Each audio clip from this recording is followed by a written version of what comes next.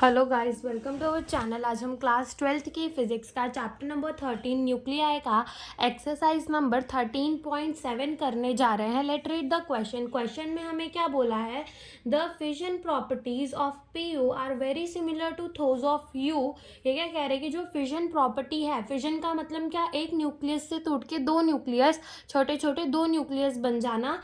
तो ये जो प्रॉपर्टी है पी की वो बहुत ज़्यादा सिमिलर है यूरेनियम यानी कि यू से। ठीक है, द एवरेज एनर्जी रिलीज पर fission is 180 mega electron volt. तो हर बार जब एक न्यूक्लियस का फिजन होता है तो कितनी एनर्जी रिलीज हो रही है, 180 मेगा इलेक्ट्रॉन वोल्ट जो है वो रिलीज हो रही है। How much energy in mega electron volt. अब ये क्या कह रहे हैं कि जब हर एक फिजन में 180 mega electron volt energy release हो रही है, तो अगर सारे एटम 1 kg, ठीक है, अगर 1 kg में जितने भी एटम है उनका फिजन होगा तो कितनी एनर्जी रिलीज होगी, हमें ये बताना है।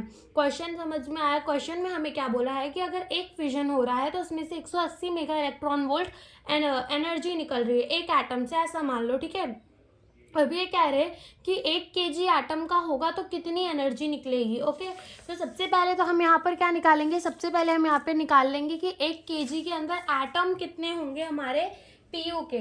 ठीक है, तो हम क्या निकालेंगे, एटम, नंबर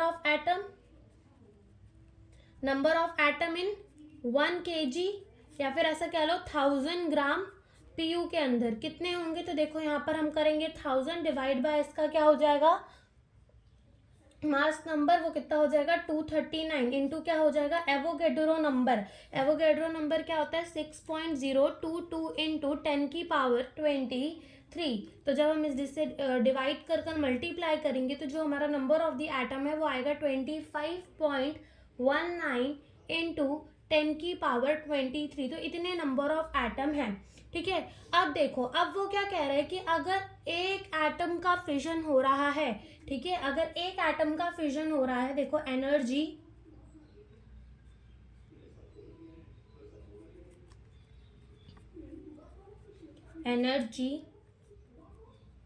रिलीज्ड पर fission is 180 mega electron volt. पर फिजन में जो एनर्जी रिलीज हो रही है वो कितनी है, 180 मेगा इलेक्ट्रॉन वोल्ट। तो जो एनर्जी रिलीज हो रही होगी, ठीक है, जब 1 kg एटम का क्या होगा, फिजन होगा, तो वो कितनी होगी, इसमें एटम कितने हैं 25.19 इंटू 10⁻23, और एनर्जी कितनी रिलीज होगी 180 मेगा इलेक्ट्रॉन वोल्ट से हम इसे मल्टीप्लाई कर देंगे। तो यहाँ पे जो हमारा आंसर है वो आएगा 4.2 इंटू 10⁻23 मेगा इलेक्ट्रॉन वोल्ट। और देखो, अब हम डेसिमल को लेफ्ट में लेकर जाएंगे तो पावर क्या होती है, प्लस होती है। ठीक है, तो यहाँ पे हमारा ऐसे आ जाएगा 4.5 इंटू 10⁻26 मेगा इलेक्ट्रॉन वोल्ट। तो इतनी एनर्जी जो है वो रिलीज होगी जब सारे एटम 1 kg के अंदर जो है वो फिजन करेंगे। ठीक है, तो यही हमसे इस क्वेश्चन में पूछा था। Thank you for watching the video.